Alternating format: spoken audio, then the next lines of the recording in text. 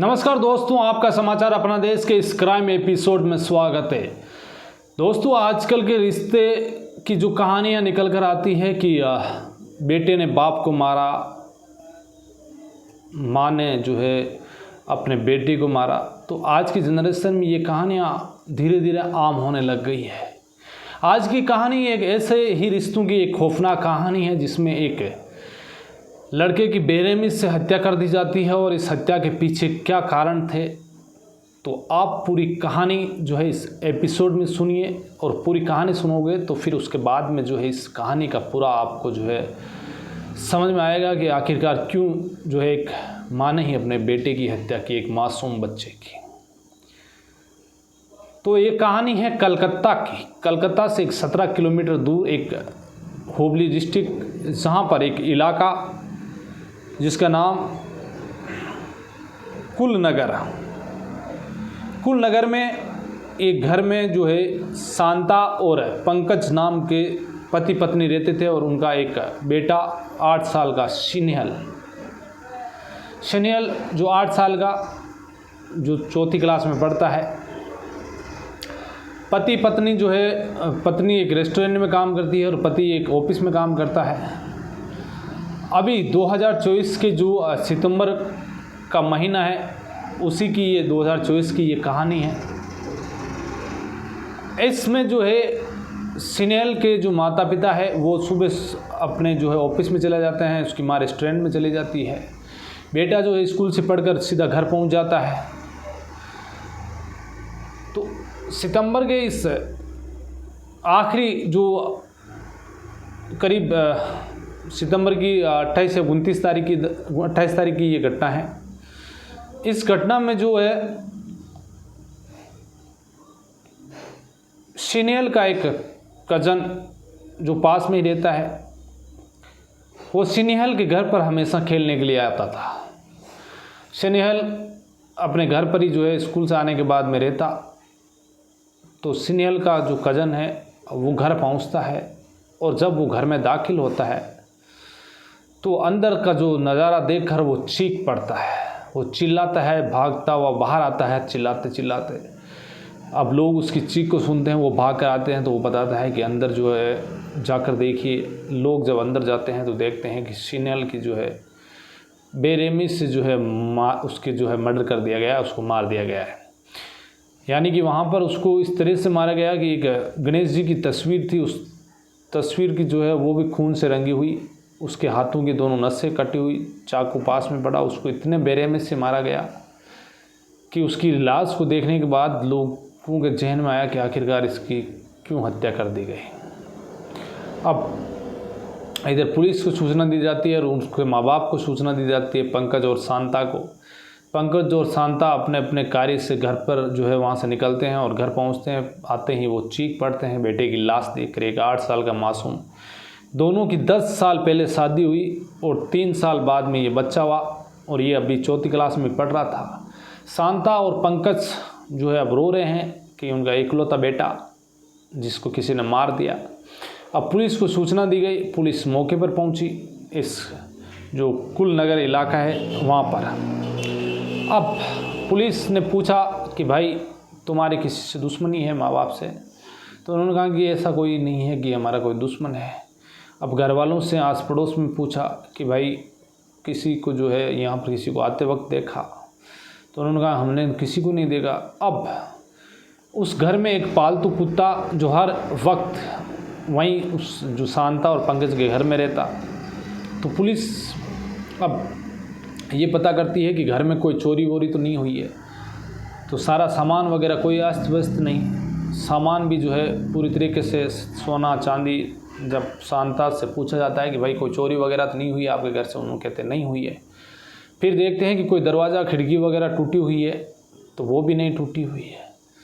तो इसका मतलब है कि इस घर में कोई ऐसा शख्स आया है जो सिनेल को जानता है और इनके परिवार को जानता है। नहीं तो जो है पुलिस ने कहा कि ये जो डॉग है, ये कुत्ता, पालतू कुत्ता, ये भौंकता है। लोगों ने भी बताया कि ये जब कोई अनजान शख्स अंदर घुसता है या घुसने की कोशिश करता है तो ये तेज़ तेज़ भौंकता है, किसी को इस घर के अंदर एंट्री नहीं करने देता है। अब पुलिस को ये लगा कि कोई ना कोई एक ऐसा शख्स है जो कातिल है, जो इन परिवार से रिश्ता रखता है और इनको जानता है, लेकिन सबूत नहीं। इधर शांता और पंकज की कॉल डिटेल निकाली कि कोई ऐसा राज वगैरह हो जिस वजह से इन्होंने कत्ल कर दिया। इधर पड़ोसियों की आसपास की सीसीटीवी फुटेज देखते हैं घर के आसपास, लेकिन उन्हें कुछ नज़र नहीं आता है। थक हारे पुलिस घर पहुंचती है, ये थाने पहुंचती है। इधर लोग 8 साल के मासूम की जो हत्या के बाद नाराबाजी पुलिस के खिलाफ कर रहे हैं कि भाई जो कातिल है उसे ढूंढा जाए, क्यों इस तरह से जो एक बेरे में से इस 8 साल के बच्चे को मार दिया। अब धीरे धीरे वक्त बीतता रहा। इधर पुलिस लोगों से पूछताछ भी कर रही है, पता करने की कोशिश कर रही है कि आखिर सिन्हेल की मौत क्यों हुई है। तभी एक रोज़ जो उस कुलनगर इलाके के प्रधान थे, उन्होंने पुलिस को फ़ोन किया। उन्होंने बताया कि जो मेरे घर पर सीसीटीवी फुटेज लगे हुए हैं, ये पूरी सड़क को कवर करते हैं, आने जाने वाले रास्ते को जो इस कॉलोनी में आता है वो सारा नज़र आता है। अब पुलिस को वो सारे फुटेज सौंप दिए जाते हैं और प्रधान जी को भी बुला लिया जाता है कि आप बताओ कि भाई ये कौन कौन शख्स है उस तारीख को। तो ये घटना थी 2 से 4 बजे के बीच की, क्योंकि 4:15 के आसपास सिन्हेल का जो कज़न था वो खेलने के लिए हर रोज़ जाता था उसके साथ में, तो घर पहुंचा था। तो ये 2 और 4 के बीच की ही जो घटना थी जिसने 2 और 4 के बीच में सिन्हेल का जो है मर्डर किया गया। अब पुलिस उस दरमियान बार बार सीसीटीवी फुटेज खंगाल रही है, देख रही है। तभी उन्हें अचानक एक महिला पर नज़र पड़ी जो करीब 2 बजे के आसपास जा रही है।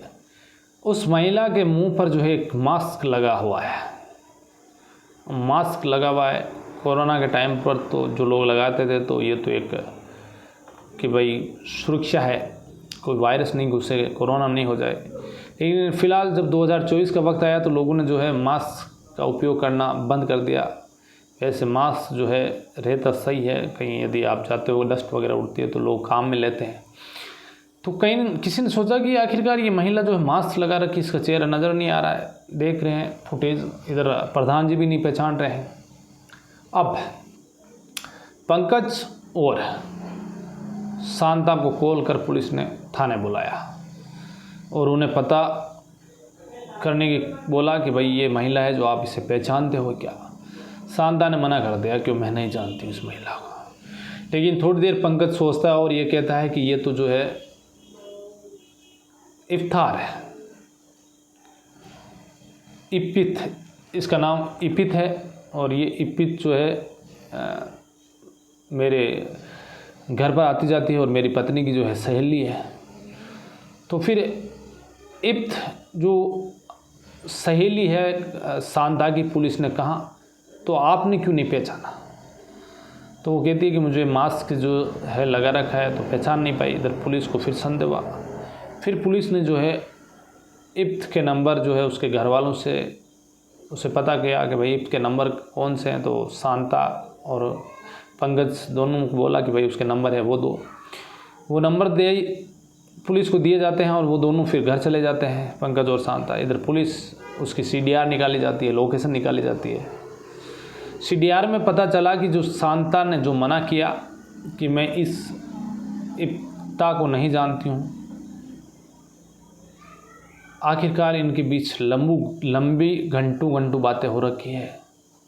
यानी कि रात को 2-2 बजे तक इनके बीच बातें हो रही है। ये क्या मंजर है, पुलिस चौंक जाती है।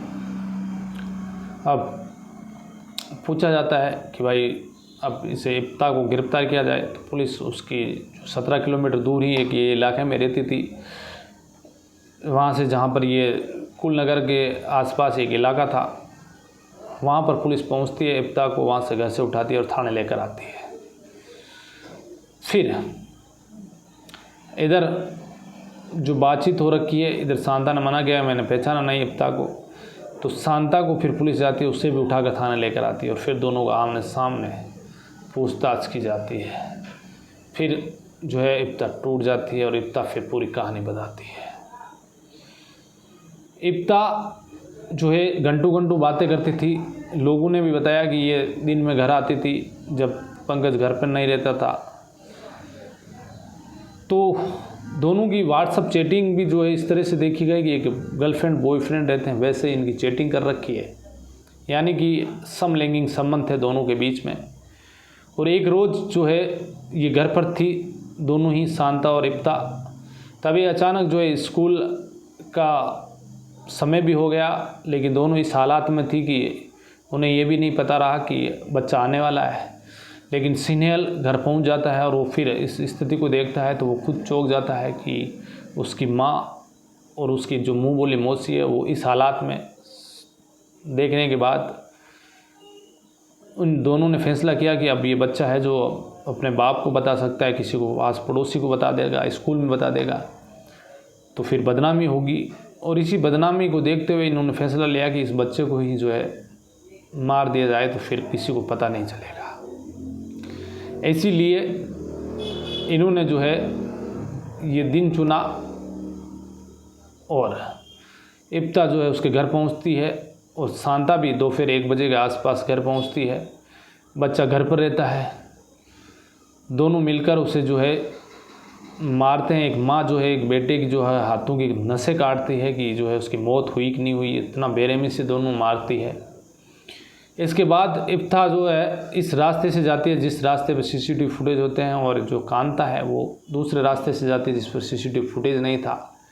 लेकिन एक माँ की जो ममता है, जो बच्चे के सामने जो है माँ की ममता भी जो है उसके पीसीजे नहीं, उसका कलेजा नहीं पीछे, एक बेटी की हत्या कर रही है। जिस तरह से उन्होंने स्नेहल की हत्या की और फिर उसके बाद पंकज को पूछा गया कि भाई तुम्हें कभी ऐसा पता नहीं लगा, तो वो बताया कि मुझे ये पता तो था कि भाई दोनों के बीच समलैंगिक संबंध है, लेकिन मैंने सोचा कि किसी को बताऊंगा करूंगा तो इज्जत जाएगी, तो एक पत्नी की इज्जत नहीं जाए, तो मैंने भी जो है ये मंजूर कर लिया। मुझे ये पता होता कि इस तरह का जो है खौफनाक ये कदम उठाएगी तो मैं फिर पहले ही जो है इस महिला के बारे में कुछ पता होता कि ये एक माँ है जो एक बेटे की हत्या कर देगी। तो इस तरह से जो है कहानी एक रिश्तों को ही झकझोर कर देने वाली कहानी थी, जिसमें एक माँ ने ही जो है अपने एक साथी जो महिला उसकी सहेली थी, जिन दोनों के बीच अवैध जो है समलैंगिक संबंध थे, और इसी को बच्चे ने देख लिया और फिर दुनिया के सामने नहीं आए। इसी को देखते हुए दोनों ने ही जो बेरहमी से कत्ल किया। ये कहानी तो जो है पुलिस ने सुलझा ली सीसीटीवी फुटेज से, प्रधान जी के जो घर पर लगे हुए थे उसमें कैद हो गई और इप्ता पकड़ी गई, और उसके बाद ये सारी कहानी जो है सामने आई। तो आज की कहानी में बस इतना ही। क्राइम से बचिए, सावधान रहिए, अलर्ट रहिए। जय हिंद।